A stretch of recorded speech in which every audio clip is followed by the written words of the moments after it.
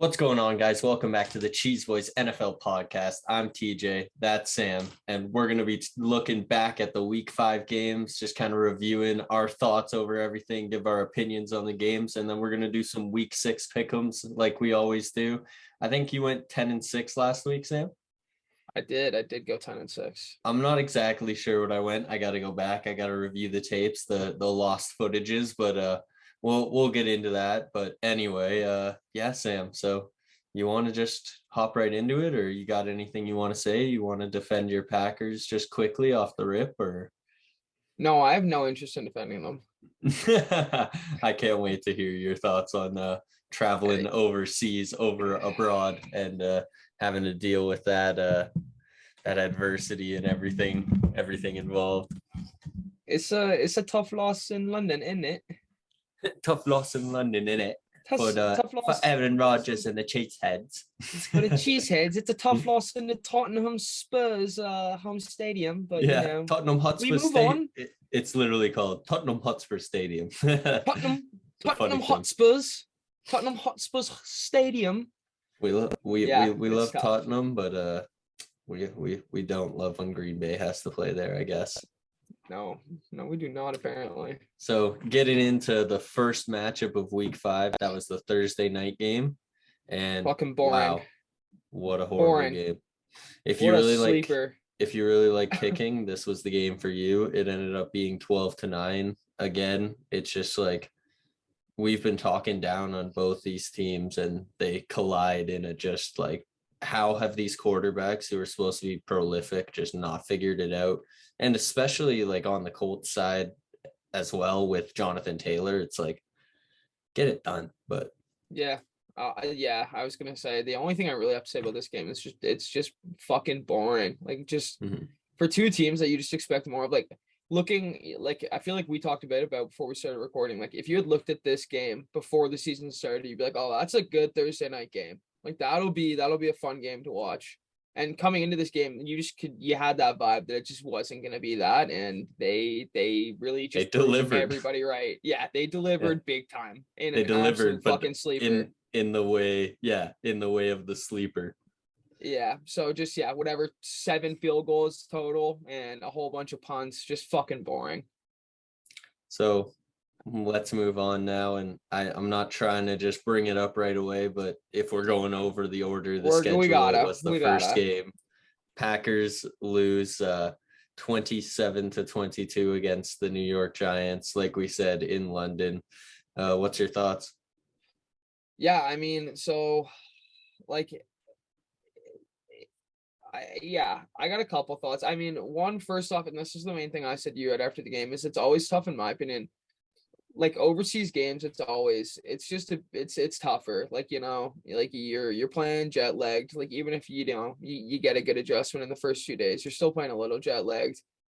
The prep's just it's slightly different. Like the way you practice is a little bit different. Like it's always tougher in my opinion, I assume, for the guys. So I don't want to look at it and like really judge it too hard. But the main thing that kind of just really has been striking me from it showed a bit in this game and like every game so far this season is kind of the main outline from the Packers kind of training camp in summer was that this defense was just dominating pass rush, dominating run defense, like especially that front seven. Like we got told that they just came out and dominated the summer, and we just haven't seen that much of it. Like they've been getting good pass rush, but like we're getting ran all over. Like Saquon, he didn't have that great of a game, but like he had a solid game. He didn't have that many carries, but he still had close to 80 yards, I think, and a touchdown. Couple bigger runs, so you know that always helps the stats, but still, like it's just like that's a big thing for this team. And then the other thing is just it's half by half play calling. Like I just don't know what's going on. Like it's just these adjustments that we're making, they're just not good. And we saw some of that last year, which is what I told you too. Like, it just seems like it's been worse this year almost. Like, we're having one good half and one shit half, and we're just expecting to still be able to win games when if you're not making the right second half adjustments, why are you expecting to win these close games? Yeah, it almost seems like they're like either like sticking to the game plan for too long that they came in with, or the game plan that they came in with works, and then they decide that they have to switch it to finish the game. And it's, instead of just being more on the fly adaptive, it's so rigid in like game plan 1, game plan 2. You know what I mean? Also, Aaron Jones, first in the league yards per carry, 19th in rushes, I believe. Like, it's I was gonna get into it. I believe the Packers, like, overall have one of the highest, like, tandem yards per carry between the two of them, and have like I think it was like 16th or 17th like rush attempts per game. So like, I don't understand how you lose a guy like Devontae, like MVS, and you're relying on these rookies. Well, why not take the pressure off them and not force them to, you know, potentially run bad routes and drop balls because they're being targeted so much? Like, give them their 2-3 big splash plays a game, because they got to defend the run all night and they're not worried about Dobbs. You know what I mean? Honestly, I think the reality is, I think there's such a fear, especially from kind of the head, like the coaching staff in the locker room, of if we do lose one of these two guys, like, we are fucked. Mm-hmm. Like, it means that one of them is going to have to get way too many touches. Like, I feel decent. Goodson's still on our practice squad. I believe he's a good guy. He looked really good in training camp. I'd love to see him, if we're going to call a guy up, him get the call. But like, I think LaFleur is just so nervous about losing one of them. And I understand, but like, at some point, like, I get it earlier on in the season, but at some point we're going to have to start like leaning on these guys if we want to win some tough, close games. No, for sure. And the one thing that I will say just on the Giants side was like their defense actually, like, it's been pretty good this year. Their pass rush was with Thibodeau was getting after it. Like, their D line is pretty good. They got some players with like McKinney in the secondary, and I can't remember. Is it Jackson? Yeah, I believe it's Adoree Jackson, who's kind of having like a comeback resurgence and playing really well. And then Danny Dimes just, like, he's dealing with some sort of ankle injury. He just had like a steady game. Like, the stats won't blow you off the table, but it was just, you know, solid. He brought them back in the late in the fourth quarter, like, to secure that win. And he just had, solid stats all around, and he was playing, you know, a little hurt. So you got to give kudos. But like you said, things are weird in these London games. So I don't know. Mm-hmm. Always a little tougher to judge. So I'm going to move on to some blowouts here. First, we're going to talk about Bailey Zappi just absolutely destroying the Lions. Yeah. What happened here, man? Like, so the everyone thinks, oh yeah, like the Patriots are going to struggle. They got Bailey Zappi. Detroit's looked really good all year. Like, I don't, Dan Campbell must be losing his mind after this one. Like, Jared Goff didn't play great. Like, but yeah, I don't really understand, man. The wheels fell off. Yeah. I was gonna say one thing. I feel like, obviously, Jamal, he's had a couple big games, but I feel like it is definitely harder for the Lions without Swift. Mm-hmm. Like, he is just such a feature back. I assume, was probably such a big scheming part of their offensive plan that it is probably like, you know, without him, they might see some tougher games like this one, especially against a good coach like Belly. But still, you're surprised. Like, you got to be surprised to see them struggle the way they did. Like, 29-0 against any team does not feel fucking good. And you got to give kudos to the Patriots for a shutout game on defense. Like, so kudos for that. And also just for scoring 29 points with your third string quarterback, like, big shout outs. But it's kind of been a theme all season where this Detroit defense is like really not good against the run. And Ramondre Stevenson cooked them for 160 yards. Like, correct. So you got to be better than that if you're a Dan Campbell gritty defense. Like, I feel like they've been getting cooked in the run. Like, their pass game isn't that bad with Okudah, and they have another youngster that I can't remember his name. It's like a long, hard to pronounce name, but he's pretty good too. So they got to get that figured out. Like, I don't know. Yeah, no, I'm right there with you, but kudos to Billy Zappi and Stevenson for putting together a real good game to get that 29-0 win. So next, the Bills, they beat up on Pittsburgh. Kenny Pickett had to throw 50 times in this game. He was getting pressured all around. He actually, you know, he had a solid game, one pick, but 327 yards. Pickens and Pickett have a connection, which I feel like the Steelers organization are pretty happy about. Like, at least they got that right, because Pickens wasn't doing anything when Mitch was quarterback. But yeah, the defense stood no chance against Josh Allen. And yeah, Josh Allen just went off for like 4 tutties, 424 yards. I think it was like 340 yards and 4 touchdowns, 3 touchdowns by half. Gabe Davis caught 3 catches, 171 yards and 2 touchdowns. Well, one of them was like a 90 yard bomb. You see that camera angle from behind the end zone? Yeah. Mm-hmm. So they just got playmakers on that team, and the Steelers are kind of in this transitional phase, but you never expect a Mike Tomlin defense to get shredded like that, but that just shows you the class of the Bills, in my opinion. Yeah. All right, moving on. I believe this was a bit of a shocker, but at the same time, not really. I'm talking about the Jets winning 40-17 against the Dolphins. Now, we knew Dolphins were going in with I guess Skylar Thompson last week, but yeah, I don't know. I don't know. Like, the Jets might be for real. Like, they've played well in like 2 straight games. Like, since Zach's been back, he's looked better and better each week. Like, their defense is pretty solid, and Breece Hall looks like he could be a Rookie of the Year candidate. I was gonna say two good running backs. Zach's looked good since coming back from the injury, and defense I think is probably steps above where people even thought they would be. CJ Mosley coming back for them, like off being hurt for the last, I believe, like season or 2, is huge for them. But yeah, you add a guy like Sauce Gardner, who's just a lockdown. He got a pick this week, and it's good to see the Jets. I mean, hey, I hope they can keep it going. Me too. 5th seed right now. 5th seed if playoffs started today. Yeah, I know. 5th seed if the playoffs started today. It's pretty interesting, eh? Same as your Cowboys, buddy. Yeah. Jeez. So moving on now to the Atlanta Falcons versus Tampa Bay. I mean, honestly, like, it's just really the only thing that really sticks out to me about this game is the play. Like, it's the roughing the passer. That's what I was gonna say. I mean, divisional games are always close, but it feels like this one has a little more intrigue just because of that play. Everyone knows. You can like explain it though, like.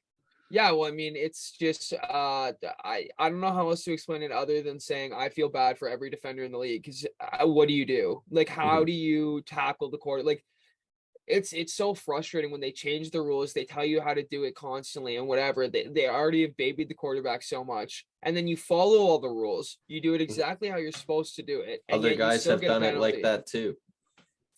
Dude, there was another one later on in the night in the Chiefs game. Yeah. And I believe it was a penalty as well, correct? That one was worse. It was not.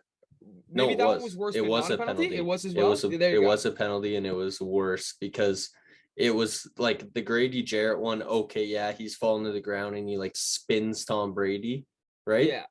The other one was a bit more of a slam, right? It was literally just it was like he tackled him from behind and just like went down with him.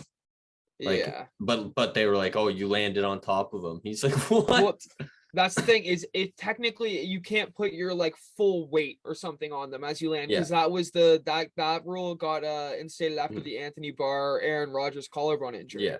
Because Anthony Barr lifted him up and like dove straight on top. But that's the thing. He didn't even like lift him up. He just kind of like timber fell on top of him, like because he was reaching for him. But it's the rule, but it's just a shitty rule. Nobody likes the call, especially when they miss so many holding calls on these defensive players. It's ridiculous. I mean, and even Rodgers talked a little bit about it on Pat McAfee too, saying he was like, quarterbacks like to feel like NFL players. Like, we like to feel like football players. Like, you know, like there's no problem with like, as long as you're in like, you know, like you're not going for the head or like you know, the ankles.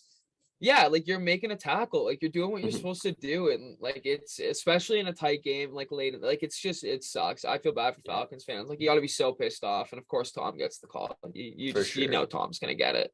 Of course, So, moving on to this Saints Seahawks game. This one was a shootout, and in the end, the Saints come out with the dub, and you know, a much needed dub for the Saints. it was kind of a coming out party for Taysom Hill. I don't know how much you watched of it. I was just watching on Red Zone, but they were just like, and Taysom Hill with the big run. I was like, what? This guy had 3 rushing touchdowns, like 112 yards. Yeah. 4 total touchdowns. He had a throwing touchdown as well. Mm-hmm. And then, I mean, Andy Dalton looked pretty, I mean, like he can steer the ship for them. So if they decide to go with like this Andy Dalton, Alvin Kamara, Taysom Hill offense, maybe they can start to do some things because, Andy will keep you that like steady guy. And then you got some explosive players on the outside, Chris Olave, and, you never know. Just quickly, I just want to point out, just because you haven't talked about it, and we're talking about this game, I don't know how this wasn't the first thing on your mouth. Geno Smith is just like Jesus Christ walking in cleats, correct? I know, it's so funny. Like that's just who he is. I was gonna get to it. I was gonna let you take it and then get back over. No, he's MVP. No, like come on, like this guy's fucking insane. Like no, but honestly, think about it, right? Because I saw a tweet about this and it made perfect sense. Okay, Geno Smith, right? Came over, took Russ's spot. He's playing like prime Russ. Okay, Russ left. Now he's playing like vintage Geno Smith. That's a nice little 1-for-1. Whoa. Yeah. And it's like he left his soul in Seattle. Yeah. That's Geno so walked funny. Straight into it. But no, Geno is playing the best football of his career. He's waited a long time for this, and I feel like it seems like the coaching staff fully entrusts in him, which he never really got with the Jets. He was always like coming in midway through the season to replace somebody else, even though he was the drafted second round or whatever. But you love to see it. Sucks they lost this game, but their defense isn't really all that great. But their offense has been solid all season. So kudos, shout out to Geno, eh? Yeah. I was gonna say really good receiver group for him too. Like it's with Fan Disley, Lockett, Metcalf. Like it's like he's obviously like I was gonna say any really talented quarterback is gonna do some things, but Geno is just blown out what people thought he was gonna do. So I say this is the upset of the week. Upset of the week, eh? Do you know which game I'm talking about?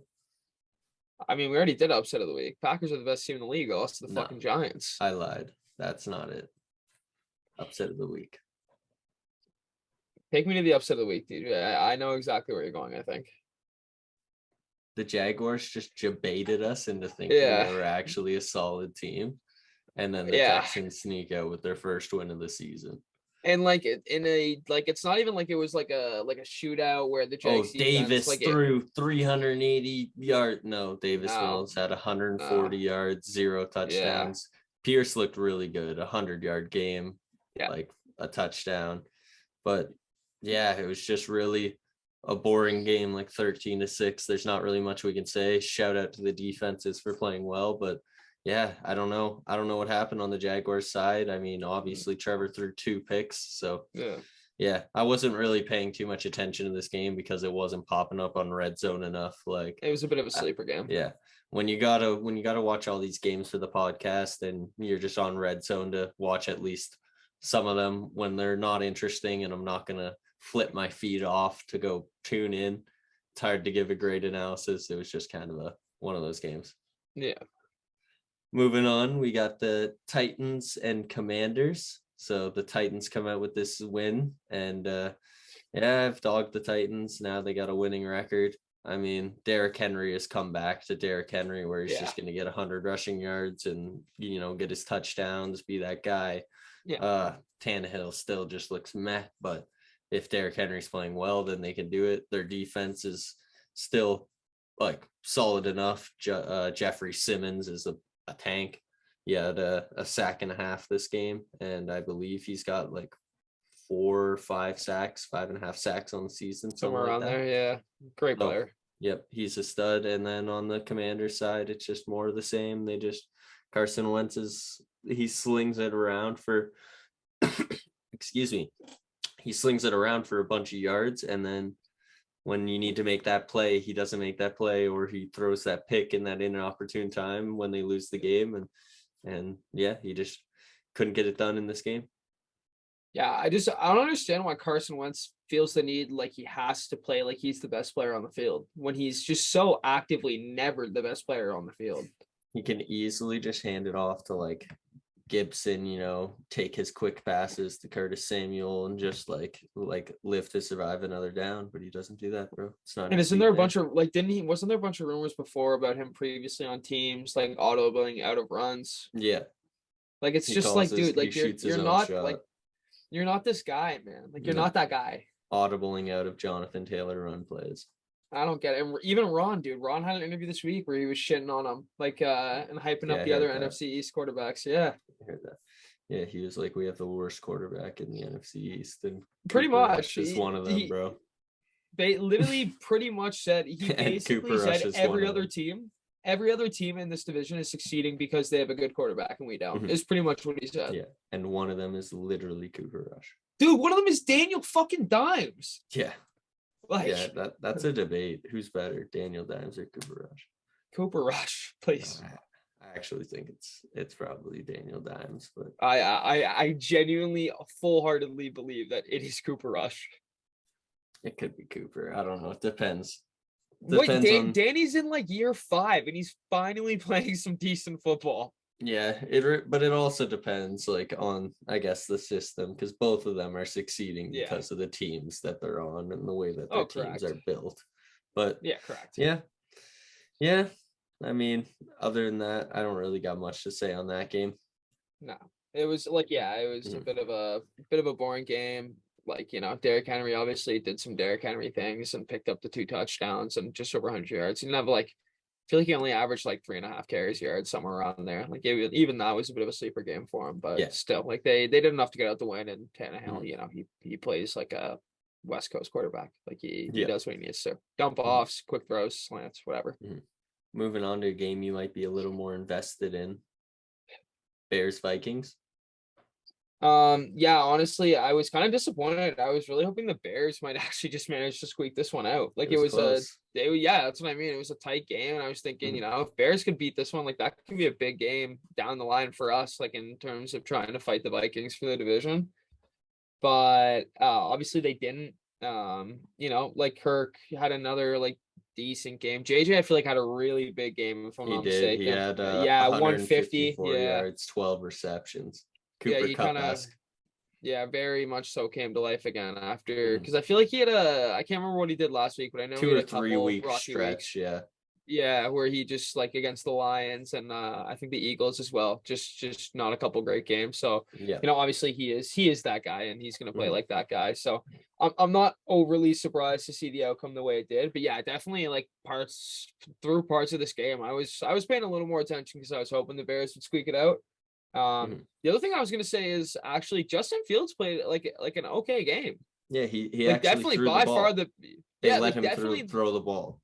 Definitely the best game of his season. Like maybe even career. I can't remember exactly what he put up last year, but I mean I'm looking at it right here. But 208, 15 of 21, 1 TD. Like that is for a second year quarterback. If he was putting up games like that consistently, that's solid. Like that's all you can really ask. So without a doubt, my boy. But one last thing that I want to add is just that the Bears D-line, or like they're just defense overall, they have to be able to get more pressure. They had 1 sack in this game, and Kirk was 32 of 41.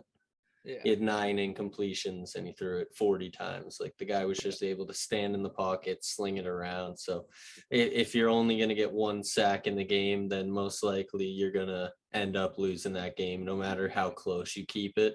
He's just going to be able to, if he has the ball last, he's going to be able to sling it and get her done.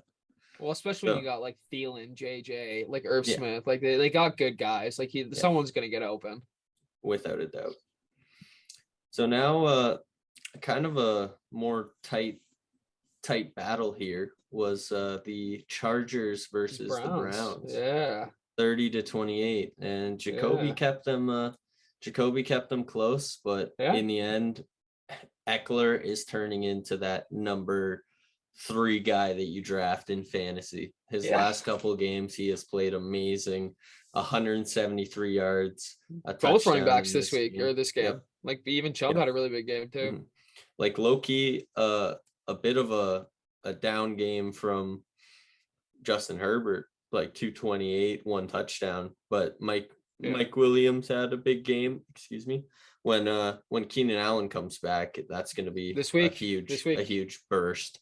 Finally got to put him back into my fantasy lineup. Felt so good, man. Felt so fucking good to do that. Yeah. But once he comes back, that's going to be a big injection into the lineup. But yeah, like you said, Chubb had a good game. Both defenses were kind of getting a little bit cooked in the run game, but other than that, I don't really got much else to say. Good win for the Chargers. Yeah, I was gonna say it was definitely a very, very needed win for the Chargers if they're gonna try to keep fighting for this division, or otherwise at some point the Chiefs looked like they really could just run away. Like they just look incredible. So I think huge win. Like if you're the Chargers, you really got to win these tight games in the division you're in. So good for them. And for the Browns, it sucks, but at 2-3 with Jacoby starting, like you're halfway through the Deshaun suspension. Like you got to feel decent. Chubb's look good at times. Your defense has looked okay, but also at times it's looked like it needs to step up. But outside of that, like Amari's looked good. Chubb, Njoku, Kareem Hunt, like you got guys, and if Deshaun can kind of step back in after whatever week 10, 11 and do his thing, then maybe they can make a kind of push at the end of the season or be ready to go for next year. Mm-hmm.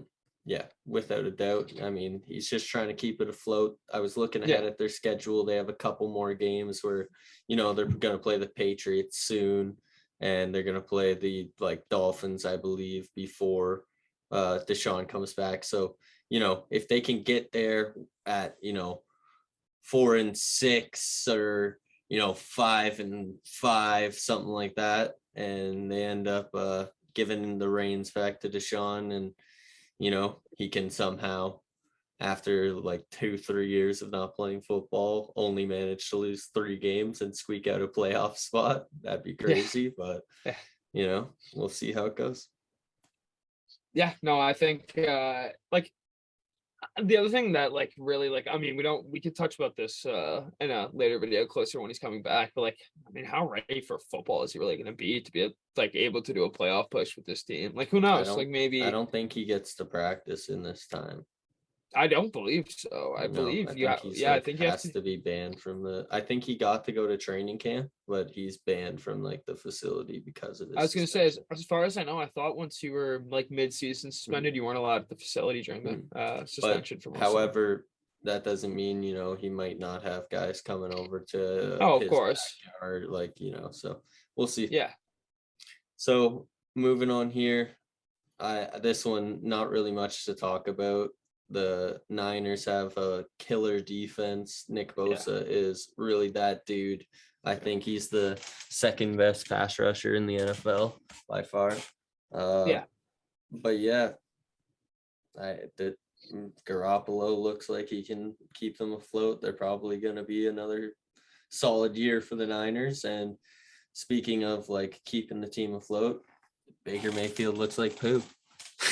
Forget that. I was going to say, speaking of keeping the team afloat, Matt Rule is going to find himself on the couch very soon on Sundays. He got fired, bro. After he did?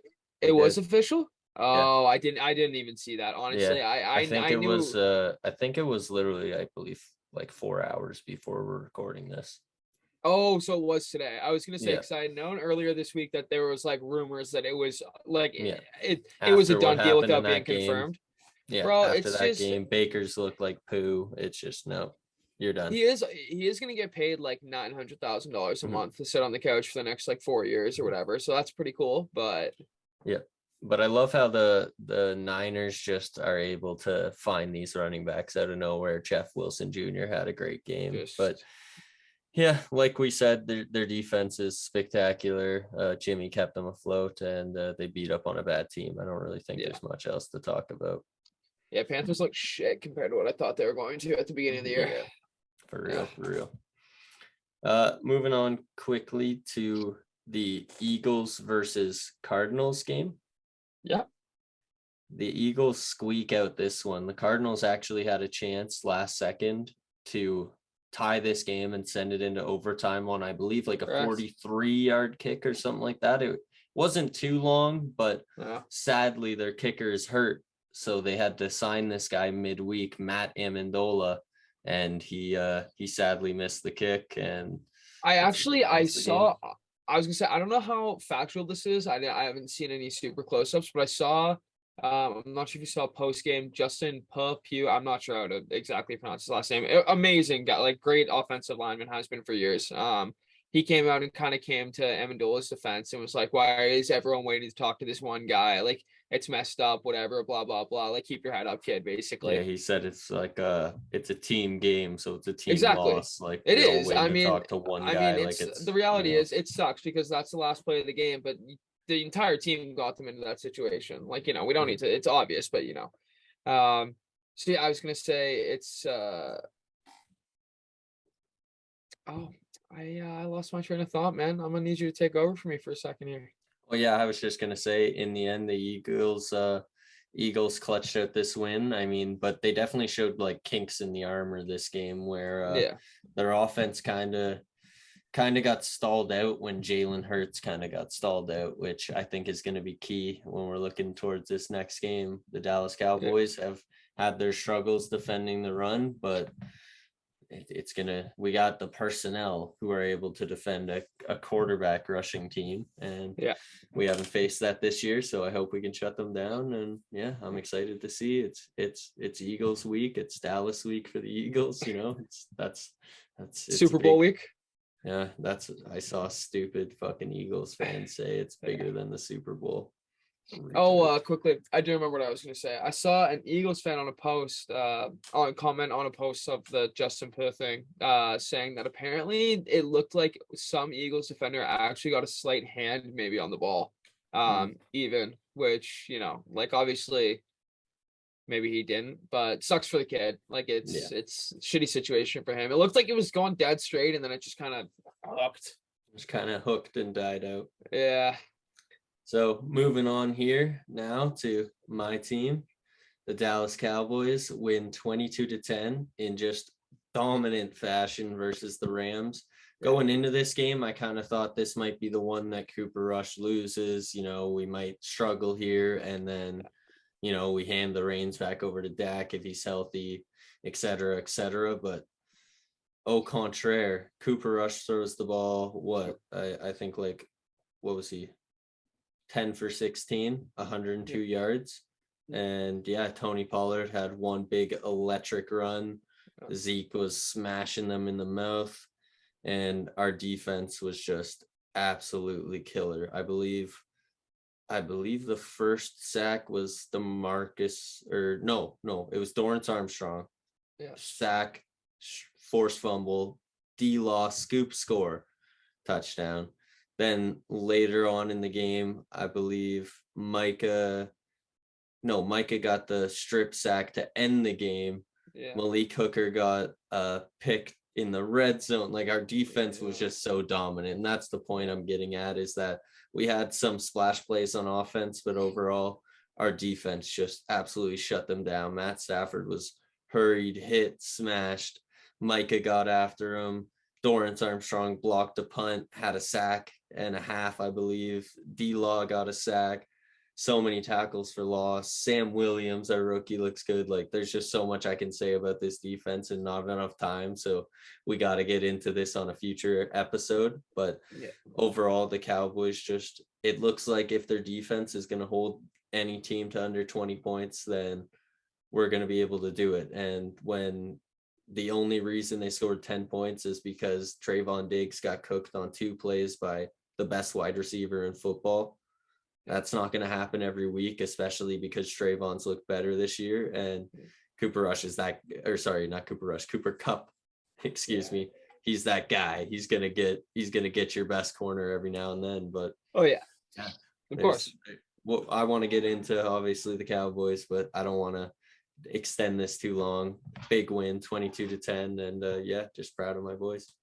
I was gonna say also just kind of what's going on with the Rams. Like, just this is their second or third game being held, I think, to 10 or under. Like, it's just not the same team we saw last year. Like, just Super Bowl slump really has been hitting them pretty hard.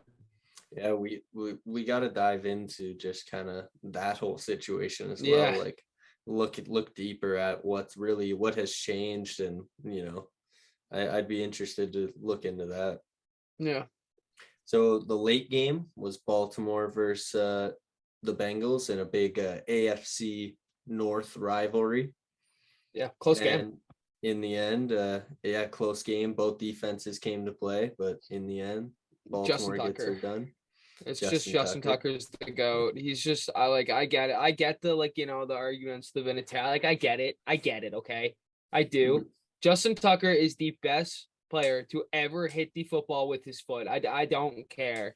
I get it. He hasn't done it in the Super Bowl. Oh, fuck off. Okay. I don't want to hear it. I don't want to hear it. There's only one argument that I can give you that'll just instantly discredit everything you're saying. Brett Money Maher is a human being that exists. No, I actually agree with you. I think that Justin Tucker he's the GOAT kicker. Yeah. I think that Adam Vinatieri can take the crown as the most clutch kicker. Sure. Like the GOAT, best, most consistent, all that. But then clutch, hit the big ones in the big moments. Yes, yeah. Tucker hasn't been able to be in those moments, so you can't really dog him for that. That's why I still consider him the GOAT. But then if you're looking at that in terms of a clutch kicker, high pressure situations, Vinatieri is the most clutch kicker ever.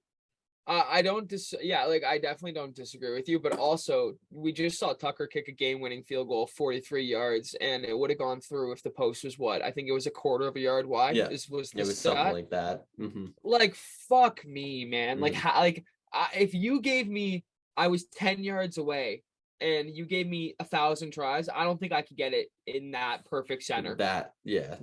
I don't understand how you can be so talented at kicking a sphere ball. It just doesn't make sense, man. I don't get it.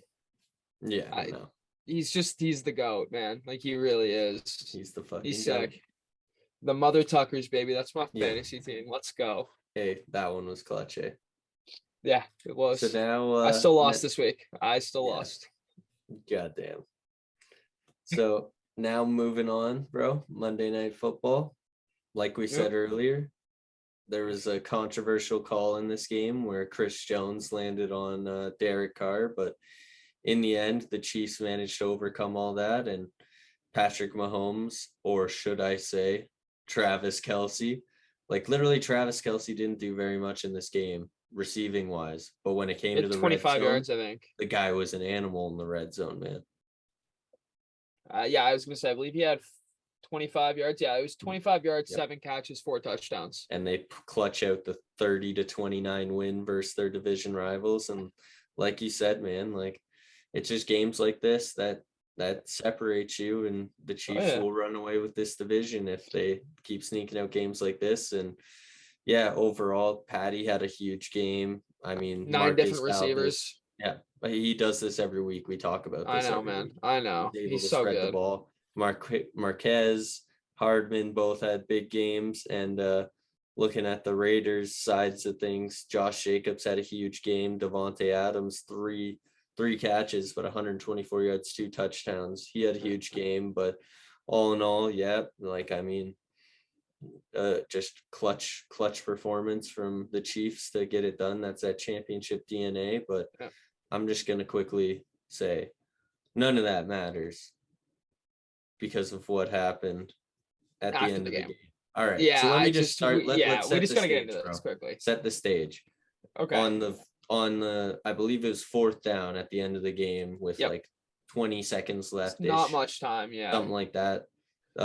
They're just outside of field goal range, most likely, for Daniel Carlson. The Raiders are, and Derek Carr throws a ball intended for Devontae Adams, where there's set up to be a kind of a post route with underneath kind of wide out route, and miscommunication between Hunter Renfrow and Devontae Adams. They run into each other, and Devontae Adams gets heated, and when he leaves the field, what does he do, Sam? He catches a charge, man. That's exactly what he does. He catches a an misdemeanor assault absolute charge. That is what he does. He pushes that cameraman and he gives him a good old shove. And that cameraman, you know what I'll say is, I respect it, okay? Because if I was that cameraman, I would get my bag too, okay? Honestly. So in all fairness, Devontae knew exactly. Devontae in the press conference right after the game, like first thing he said, he was like, before I answer questions, like I just want to apologize to this guy, whatever, blah blah blah. Like I pushed him heat of the moment. Like I'm sorry. I can't take back my actions. Blah blah blah blah blah. Nice, good PR NFL stuff, but like, yeah, go on, man. Get your bag. I feel you, dude. Because Devontae, like that, he pushed you, man. I'm not gonna lie. Like it was a shove. Like it was he gave him a good old push. And like the guy totally walked into him. Like I get it, like frustration after a game. Like it sucks for Tay. Like just shitty situation. And now he's gonna probably have to give the guy a bag just to not have to worry about this again. Yeah. But like it's you hate to see it just all around. Like hate to see if it, you're but if you're a Raiders fan, it's you just hate heat to of see the it. moment, right? Like whatever. Hopefully it just doesn't cause the suspension to be like super long and he comes back and I was gonna say, is it released yet? How long it'll be? No, I don't believe so. We'll have to report on that once we get it. Yeah. But yeah, like I said, man, it just kind of sucks to see, but I hope in the end that everything works out. He should have just stayed in Green Bay, man. He was so much happier. He never caught a charge, never caught a case. Mm-hmm. He's like, just balls from Aaron Rodgers. Can I just go back? That's not the way this works. Sorry. That's not the way this works, son. So, yeah, man. I mean, that's kind of all we have to say about that week. I mean, yeah. All in all, I kind of want to touch on that Cowboys game and maybe get into that Packers game and a couple other games more. So maybe we'll do one more podcast before we get into our next week. But before we get out of here, you want to do some pick'ems for this week? Yeah, I was gonna say we'll do some quick pick'ems. Quickly, I take the Commanders. Thursday Night Football. No. I take the Bears. No, that's a terrible pick. So this game is over, by the way. I know. So people know, this is being recorded after the Thursday night game. Correct. And the Commanders have defeated the Bears 12-7 in an absolute boring game. But So we will not be picking that one. So we're not going to pick that one. So Sam, you're gonna rip through these games. Actually, it's less than 15 games, by the way, because the Lions are starting. Yeah, the Lions, Texans, Vegas, and Tennessee all have byes this week. So 13. Damn. Mm-hmm. All right, TJ. All right, let's see. Let's see if maybe we can still get some differences. Yep. Okay, so I'm gonna start here. Ravens at Giants. This is actually a tough one for me. I'm not gonna lie, because the Giants have looked fucking good, but Lamar is my fantasy quarterback, and I want to see him do well. So I'm gonna manifest for them, and I'm gonna take the Ravens on the road. Jags Colts. I fucking hate this game already. I gotta be honest. I hate it. I don't think I've picked the Colts game right this year, but I also don't know that I picked the Jags game right this year. I think one Jags game we got right. Okay, there you go. I'm gonna take the Colts at home. Sure, why not? Okay, I'm moving on. Patriots Browns. Give me Browns at home. Don't gotta over-explain that one. Their run game is just really good, and I think the Patriots are only going to be able to do so much with a third string quarterback. Yep. Thank you, Jesus. That's what I was trying to say the whole time. Bengals at Saints. I'm going to take the Cincinnati Bengals. I'm going to take the Bengals. I think Saints looked good last week, but also against a pretty shitty team. So I'm going to go Bengals. Bucks at Steelers, easy game for me. I'm taking the Bucks. I'm not going to explain that one much. 49ers at Falcons, same thing. I'm going to take the 49ers. Not going to over-explain that one much. Packers, Jets. I'm going to take the Packers. That's the thing, right? Because, of course, I'm going to. Whoa, shocker, right? Blah, blah. But all I want to say is just if this is why, to me, this game is as close of a lock to a lock can be, okay? Matt LaFleur has never lost back-to-back games in his career. Mic drop. There you go. Moving on to the next game. Vikings, Dolphins. Give me the I just want to see them lose. So I'm going to go Dolphins at home. Give me that third string quarterback. Give me another third string quarterback win in the East. I'm going to go Dolphins at home against the Vikings. I like it. Skylar Thompson, 7th round pick. Rams over Panthers. That's a pretty easy game for me. I'll take Seahawks over the Cards at home. I think Seahawks win that game. Yeah, I don't know what else to say. I got feeling. Yeah, Gino's just that guy.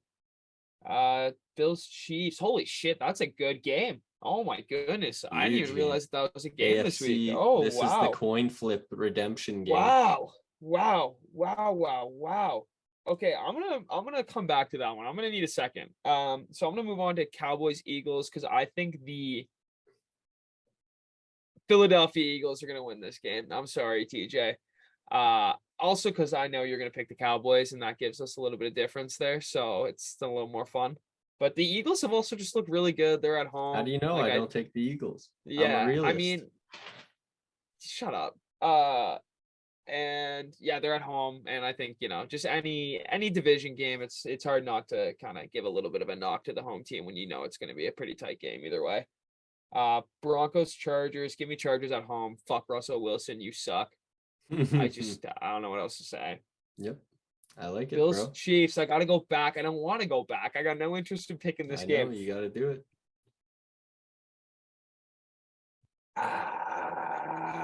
I'm going Chiefs at home. I'm going to take the Chiefs. I like it. I like the Chiefs at home. You know why? Because Patrick Mahomes' brother makes good TikToks. Oh, and that's why. So I'm going to take the Chiefs. I love it, bro. I love it. Yeah. All right, let's get into it. Dolphins, Vikings is where I'm going to start here. This one is tough. I'm going to take the Vikings just because you took the Dolphins and yep. Okay, let's go, Kirk. The Patriots versus the Browns. You know what? I'll ride the Patriots wave. I'll take the Bailey Zappi hype train. We'll go for it. This is going to be a good week for us, bro. Yeah. I'm taking the Niners over the Falcons. The Niners defense is just too good. As good as the Falcons have looked at times. I can't deny. Jimmy G is going to keep them afloat. Niners defense so good. They're going to pressure them, and it's going to be tough. I got to take the Bucs over Pittsburgh. It's just the Kenny Pickett experiment so far. It hasn't yielded any wins. Maybe he'll have a signature game, but I don't know if it's going to be against this solid Bucs defense and Tom Brady, in my opinion. So Bengals, Saints at home. I was just talking about Andy Dalton versus the Bengals. And Taysom Hill, he had 4 touchdowns last week. I don't know if Andy Dalton's played the Bengals, though, since he's left the Bengals. I don't know that, actually. Did he play them against the Cowboys? I feel it's not in Cincy. That's too bad. That would have been fun. Yeah. I'm still taking Cincinnati. Cincinnati. Yeah, that's the pick, I think. Baltimore versus the Giants. Ooh, this is going to be a tough game. I agree, though. I think Baltimore is going to clutch it out. Baltimore is a good team, and I feel like we were kind of saying, circumstances, but also Aaron Rodgers is an X factor when his weapons are hitting. I also feel like they would have had more success if they just ran the ball more. Lamar Jackson himself is an X factor because he can run the ball, and they have other guys who can run the ball. If they run it all over the Giants, they might have more success than throwing it and allowing their pass rush to just get after, Aaron Rodgers and Lamar. So I'm gonna take Baltimore. Packers versus Jets. Well, you took the Packers, so I'm taking the Jets. I believe is Mike LaFleur not on the Jets staff? Is it Jets staff? He's on us staff. I know he's. I think he might be on the Jets staff. I believe Saleh, I could get this wrong.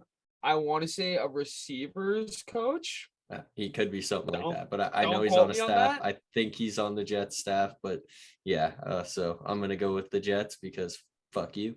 And the Jacksonville Jaguars, Indianapolis Colts.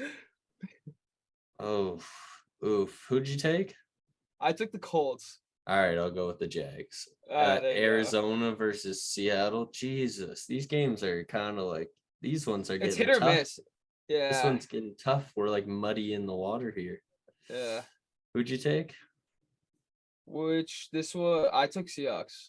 All right, give me cards. There you K1. go. I've taken the cards so much and they've let me down so much. I was gonna say I really don't like the Cards this year. I gotta be my honest. God. They've had some decent games, so I don't like them. Yeah. I feel like I took the Raiders the one time that they won that game too. Like the Cards have let me down, and I'm taking them again. Carolina, LA. I'm taking LA. LA needs a bounce back game, and who better than Baker Mayfield? They give it to them.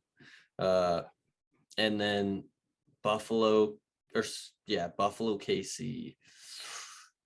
I'll go Bills because you went KC. It's in Arrowhead, but let's see Josh get redemption in Arrowhead for the coin flip game. Just come out and dominate. That's what I want to see. Yeah. Sunday Night Football. I'm taking my Cowboys. Micah Parsons, our pass rush. I hope we have Micah still pass rush and maybe Donovan Wilson or Jaron Curse spying on Jalen Hurts. And I believe it's going to be Cooper Rush because Dak is not like 100%, even though he is healthy. He's back like practicing and everything. But so if it's Cooper, then I hope we have a bit more Tony Pollard. I hope we, really smash the ball. And of course, we got to mix in everybody. I mean, now that Gallup's back, it just adds such another dynamic having Noah Brown, Gallup, CD, Schultz. We can actually we have weapons now compared to week 1 where it was really Dak, CD, and no one else. So, I'm taking the Cowboys. It's going to be a tough game, and hey, I'm excited for this one. I mean, I'll just quickly say this: like when I'm looking at this schedule, just like off rip, seeing it for the first time, I'm probably going to watch Baltimore Giants and then Jets Packers in the 1:00 window, Buffalo KC in the 4:00 window, and then this Sunday night game. And that's going to be a good Sunday night football weekend. Those are going to be the streams that I pull up on my laptop with Redstone on my TV. And it'll be good. And then lastly, Broncos Chargers. I gotta take Russ. He's dangerous. He's dangerous. Dangerous. I'm taking the Chargers. Get the fuck out of here, Russell Wilson. I hate you. You corny ass. Man. Go eat your sub. Go eat that sub and stand to the camera. That's what I'm saying. Go eat your sub and go stand at that camera, my boy. What a guy. Well, all right, bro. Yeah, it's been another week, man. Another week. We gotta maybe come back and deep dive into our past Cowboys and Packers games from the last couple weeks, but especially these last games, and maybe give a preview of the other games. But other than that, man, it's been a good week. I hope we do good in the pick'ems. We only got 13 games, so really not a lot of room for error, eh? Yeah, no kidding. No, we got to get her done. We I feel like this, even with the 13 games too, this could be one of our most differences in terms of games. We got a lot of different games this week. I feel like there's a lot of coin toss games, so we'll see what happens. I love it. I'm excited to see how it turns out. If you enjoyed this episode, bro, they gotta like it. They gotta subscribe it. They gotta share with some friends. You can check it out on Apple Podcast and Spotify at the Cheeseboys NFL Podcast, and on YouTube at Off the Post Sports. And as always, we'll be back with another one soon, maybe before next Thursday. If not, the next one will be up next Thursday. And yes, sir. Yeah, we'll see you soon. See you boys soon. Take care.